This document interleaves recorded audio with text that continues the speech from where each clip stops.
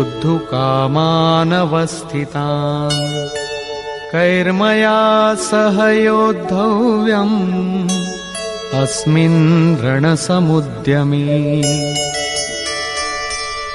जब तक मैं इन स्थित हुए युद्ध की कामना वालों को अच्छी प्रकार देख न लूं कि इस युद्ध के उद्योग में मुझे किन किन के साथ युद्ध करना योग्य है, इस युद्ध व्यापार में मुझे किन किन के साथ युद्ध करना है। योत्स्यमानान् वेक्षेऽहम् य एतेऽत्र समागताः धार्तराष्ट्रस्य दुर्बुद्धेर्युद्धे प्रियचिकीर्षवः। दुर्बुद्धि दुर्योधन का युद्ध में कल्याण चाहने वाले जो जो ये राजा लोग इस सेना में आए हैं, उन युद्ध करने वालों को मैं देखूंगा, इसलिए खड़ा करें। मोह रूपी दुर्योधन, मोहमयी प्रवृत्तियों का कल्याण चाहने वाले जो जो राजा इस युद्ध में आए हैं, उनको मैं देख लूं। संजय उवाच।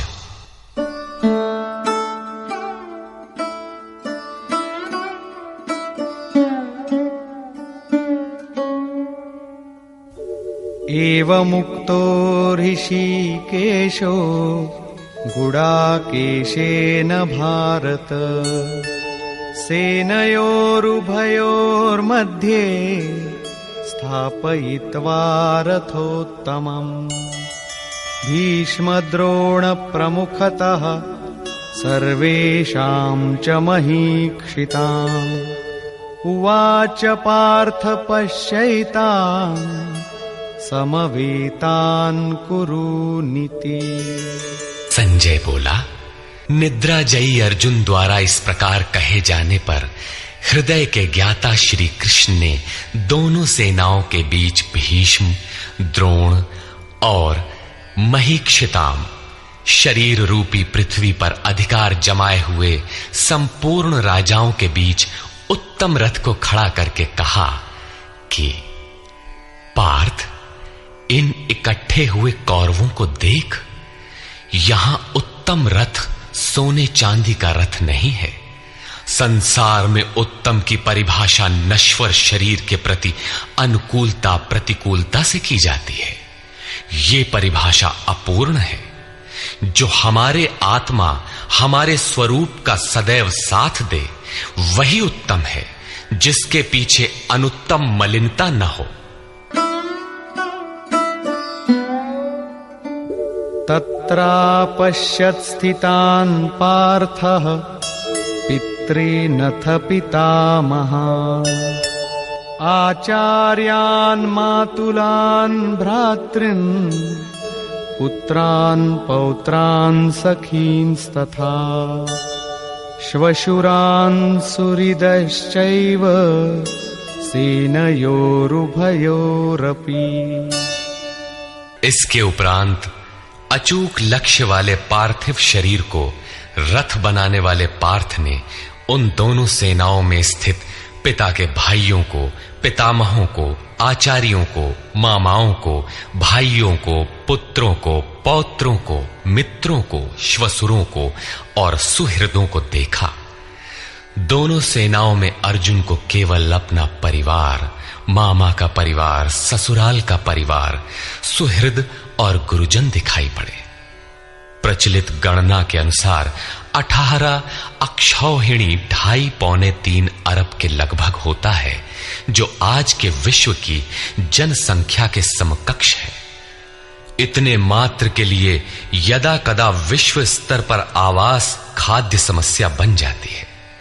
इतना बड़ा जन समूह अर्जुन के 3-4 रिश्तेदारों का परिवार मात्र था। क्या इतना बड़ा भी किसी का परिवार होता है? कदापि नहीं। ये हृदय देश का चित्रण है। तान् समीक्ष्य स कौन्तेयः सर्वान् बन्धूनवस्थितान् कृपया परयाविष्टो विषीदन्निदमब्रवीत्। इस प्रकार खड़े हुए उन संपूर्ण बंधुओं को देखकर अत्यंत करुणा से आवृत वो कुंती पुत्र अर्जुन शोक करता हुआ बोला। अर्जुन उवाच।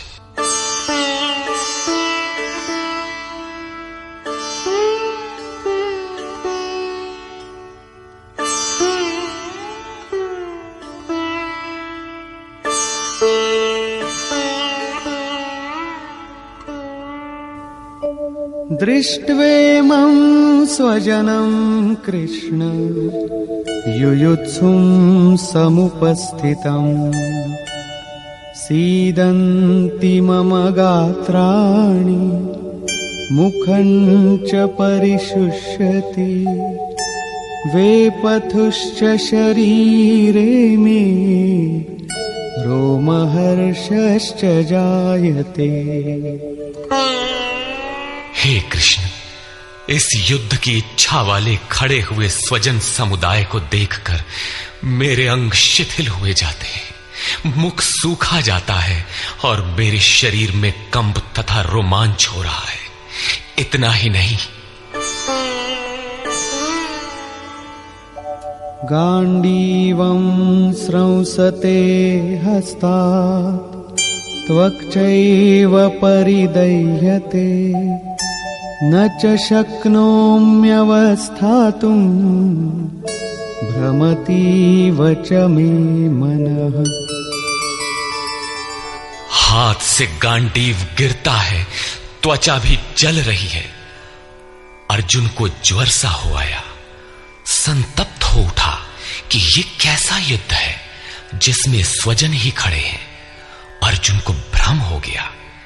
वो कहता है, अब मैं खड़ा रह पाने में भी अपने को असमर्थ पा रहा हूं, अब आगे देखने की सामर्थ्य नहीं है।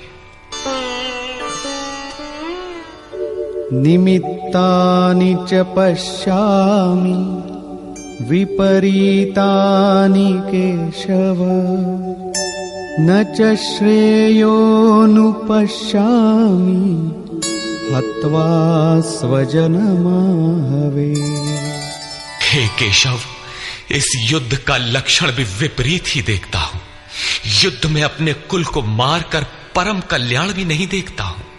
कुल को मारने से कल्याण कैसे होगा?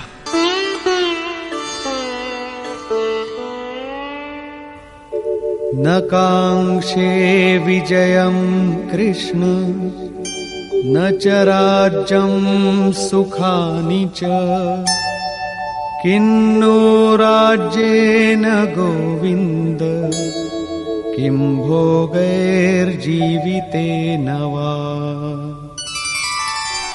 संपूर्ण परिवार युद्ध के मुहाने पर है। इन्हें युद्ध में मारकर विजय से मिलने वाला राज्य और राज्य से मिलने वाला सुख अर्जुन को नहीं चाहिए। वो कहता है, हे श्री कृष्ण, मैं विजय नहीं चाहता, राज्य तथा सुख भी नहीं चाहता। हे गोविंद, हमें राज्य या भोग अथवा जीवन से भी क्या प्रयोजन है? क्यों?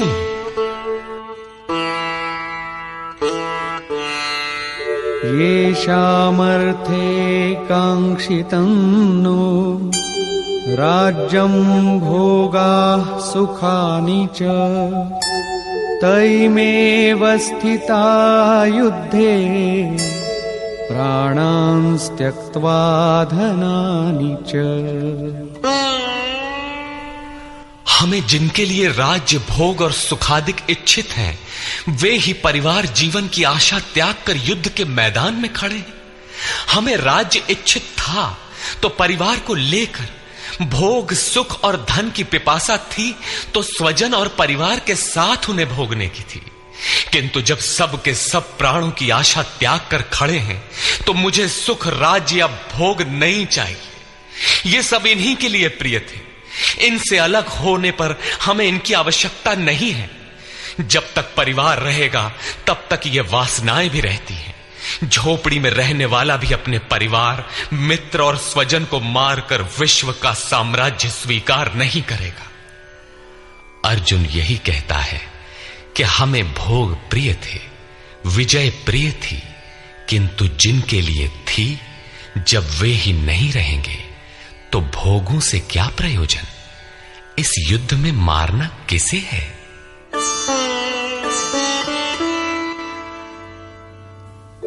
आचार्याः पितरः पुत्राः तथैव च पितामहाः मातुलाः श्वशुराः पौत्राः शालाः संबंधिनस्तथा। इस युद्ध में ताऊ, चाचे, लड़के और इसी प्रकार दादा, मामा, श्वसुर, पोते, साले तथा समस्त संबंधी ही हैं।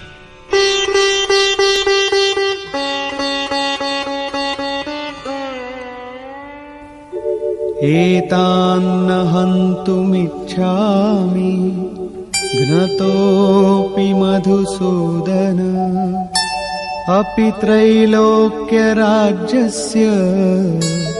हेतो किन्नु मही कृते।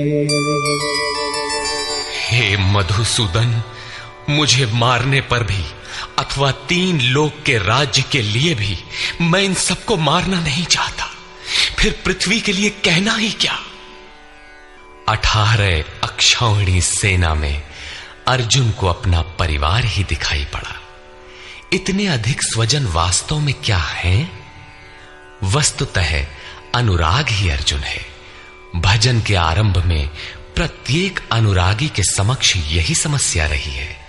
सभी चाहते हैं कि हम भजन करें, उस परम सत्य को पालें, किंतु किसी अनुभवी सद्गुरु के संरक्षण में कोई अनुरागी जब क्षेत्रज्ञ के संघर्ष को समझता है कि हमें किन से लड़ना है, तो वो हताश हो जाता है। वो चाहता है कि हमारे पिता का परिवार, ससुराल का परिवार, मामा का परिवार, सुहृद, मित्र और गुरुजन साथ रहें, सभी सुखी रहें और इन सब की व्यवस्था करते हुए हम परमात्म स्वरूप की प्राप्ति भी कर लें। किंतु जब वो समझता है कि आराधना में अग्रसर होने के लिए परिवार छोड़ना होगा, इन संबंधों का मोह समाप्त करना होगा, तो वो अधीर हो उठता है। पूज्य महाराज जी कहा करते थे, मरना और साधु होना बराबर है। साधु के लिए सृष्टि में दूसरा कोई जीवित है भी, किंतु घर वालों के नाम पर कोई नहीं है। यदि कोई है तो लगाव है, मोह समाप्त कहां हुआ। जहां तक लगाव है, उसका पूर्ण त्याग, उस लगाव के अस्तित्व मिटने पर ही उसकी विजय है। इन संबंधों का प्रसार ही तो जगत है, अन्यथा जगत में हमारा क्या है। तुलसीदास कहे चिद विलास जग, बूझत बूझत बूझ है। मन का प्रसार ही जगत है।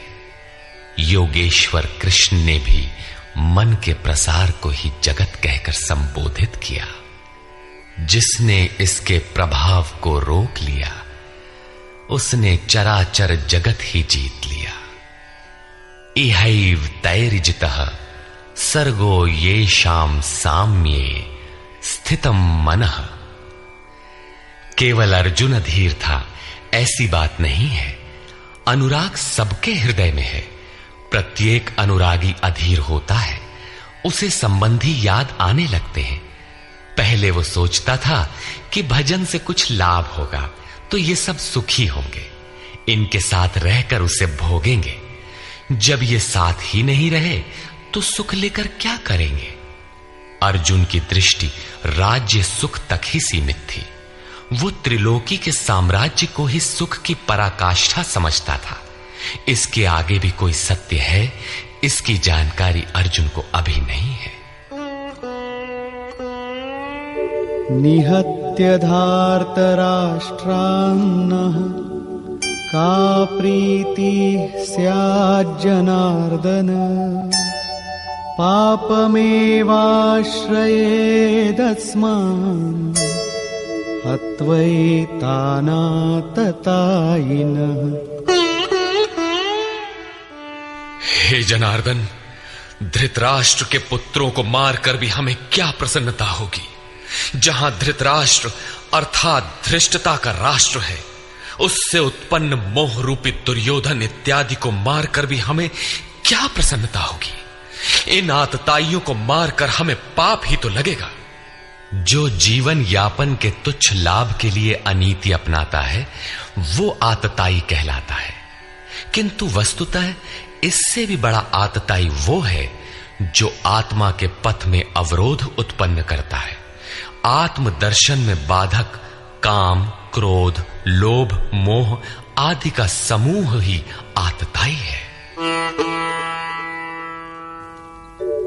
तस्मान्नार्हा वयं हन्तुं धार्तराष्ट्रान् स्वबान्धवान् स्वजनं हि कथं हत्वा सुखिनः स्याम माधव। इससे हे माधव, अपने बांधव धृतराष्ट्र के पुत्रों को मारने के लिए हम योग्य नहीं हैं। स्वबांधव कैसे? वे तो शत्रु थे ना। वस्तुतः शरीर के रिश्ते अज्ञान से उत्पन्न होते हैं। ये मामा है, ससुराल है, स्वजन समुदाय है, ये सब अज्ञान ही तो है। जब शरीर ही नश्वर है तब इसके रिश्ते ही कहां रहेंगे? मोह है तभी तक सुहृद है, हमारा परिवार है, हमारी दुनिया है। मोह नहीं तो कुछ भी नहीं। इसीलिए वे शत्रु भी अर्जुन को स्वजन दिखाई पड़े। वो कहता है कि अपने कुटुंब को मारकर हम कैसे सुखी होंगे? यदि अज्ञान और मोह न रहे तो कुटुंब का अस्तित्व न हो। ये अज्ञान ज्ञान का प्रेरक भी है।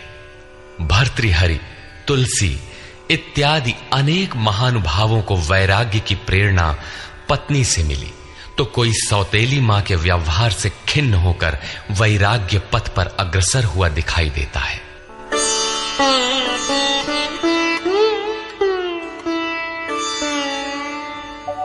यद्यप्येतेन पश्यन्ति लोभोपहत चेतसः कुलक्षयकृतं दोषं मित्रद्रोहे च पातकम्। यद्यपि लोभ से भ्रष्ट चित्त हुए ये लोग कुल नाश के दोष और मित्र द्रोह के पाप को नहीं देखते हैं, ये उनकी कमी है। फिर भी कथं न ज्ञेयमस्माभिः पापादस्मान्निवर्तितुं कुलक्षयकृतं दोषं प्रपश्यद्भिर्जनार्दन। हे जनार्दन, कुल नाश से होने वाले दोषों को जानने वाले हम लोगों को इस पाप से हटने के लिए क्यों नहीं विचार करना चाहिए? मैं ही पाप करता हूं ऐसी बात नहीं, आप भी भूल करने जा रहे हैं। कृष्ण पर भी आरोप लगाया। अभी वो समझ में अपने को कृष्ण से कम नहीं मानता। प्रत्येक नया साधक सद्गुरु की शरण जाने पर इसी प्रकार तर्क करता है और अपने को जानकारी में कम नहीं समझता। यही अर्जुन भी कहता है कि ये भले न समझें, किंतु हम आप तो समझदार हैं। कुल नाश के दोषों पर हमें विचार करना चाहिए। कुल नाश में दोष क्या है? कुलक्षये प्रणश्यन्ति कुलधर्माः सनातनाः धर्मे नष्टे कुलं कृत्स्नम् अधर्मोऽभिभवत्युत। कुल के नाश होने से सनातन कुल धर्म नष्ट हो जाते हैं। अर्जुन कुल धर्म कुलाचार को ही सनातन धर्म समझ रहा था। धर्म के नाश होने पर संपूर्ण कुल को पाप भी बहुत दबा लेता है। अधर्माभिभवात् कृष्ण प्रदुष्यन्ति कुलस्त्रियः स्त्रीषु दुष्टासु वार्ष्णेय जायते वर्णसंकरः। हे कृष्ण, पाप के अधिक बढ़ जाने से कुल की स्त्रियां दूषित हो जाती हैं। हे वार्ष्णेय, स्त्रियों के दूषित होने पर वर्ण संकर उत्पन्न होता है। अर्जुन की मान्यता थी कि कुल की स्त्रियों के दूषित होने से वर्ण संकर होता है, किंतु श्री कृष्ण ने इसका खंडन करते हुए आगे बताया कि मैं अथवा स्वरूप में स्थित महापुरुष यदि आराधना क्रम में भ्रम उत्पन्न कर दे तब वर्ण संकर होता है। वर्ण संकर के दोषों पर अर्जुन प्रकाश डालता है।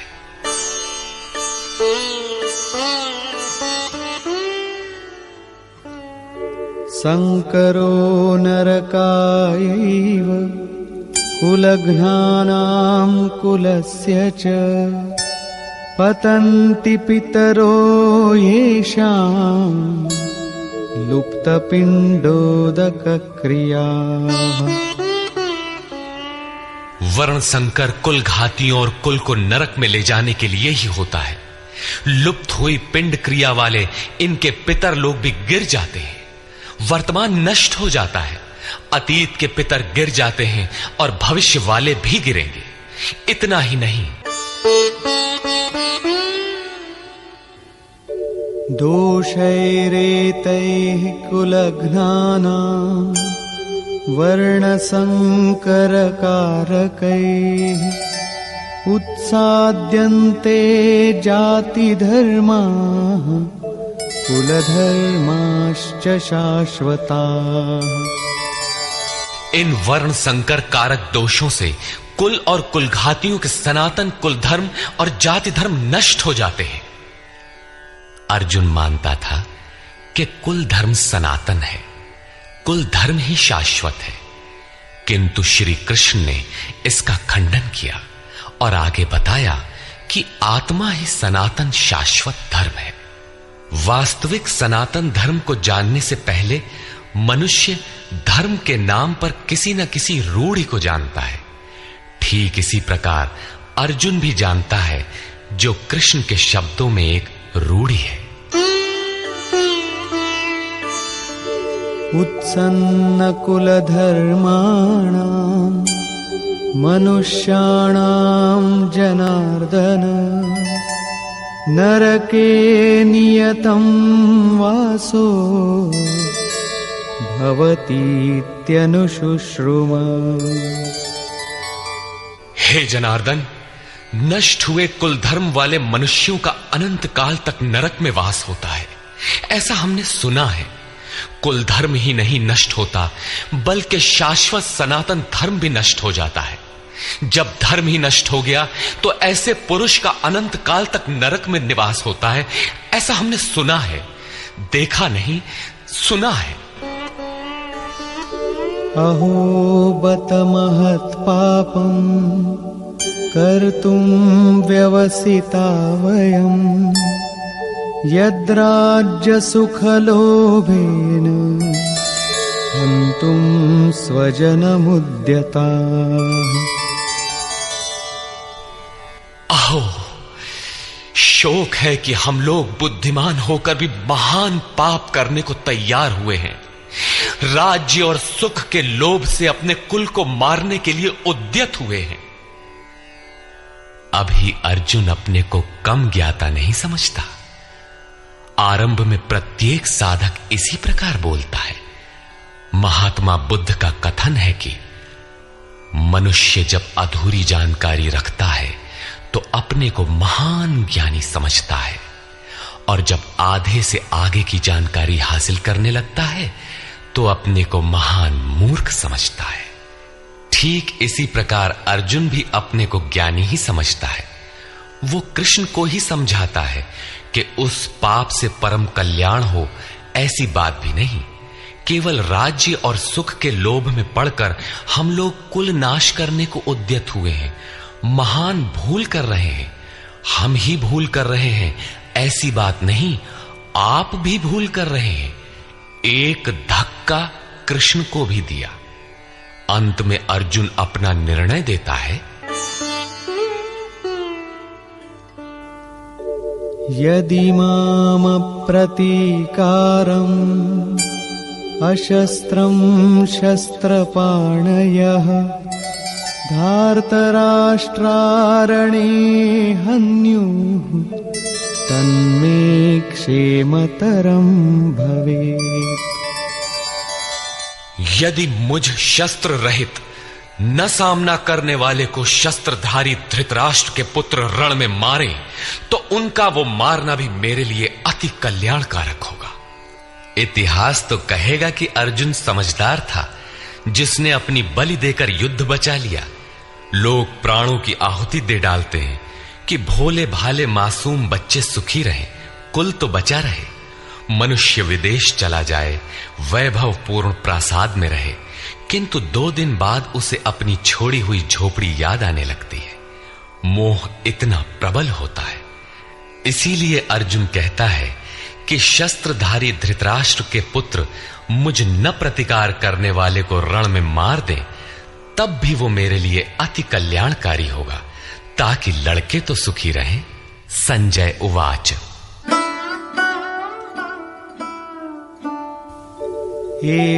एवमुक्त्वार्जुनः संख्ये रथोपस्थ उपाविशत् विसृज्य सशरं चापम् शोकसंविघ्नमानसः।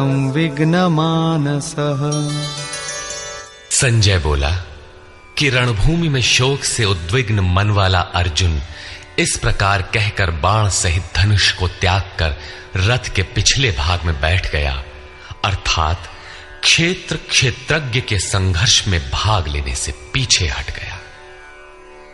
निष्कर्ष, गीता क्षेत्र क्षेत्रज्ञ के युद्ध का निरूपण है। यह ईश्वरीय विभूतियों से संपन्न भगवत स्वरूप को दिखाने वाला गायन है।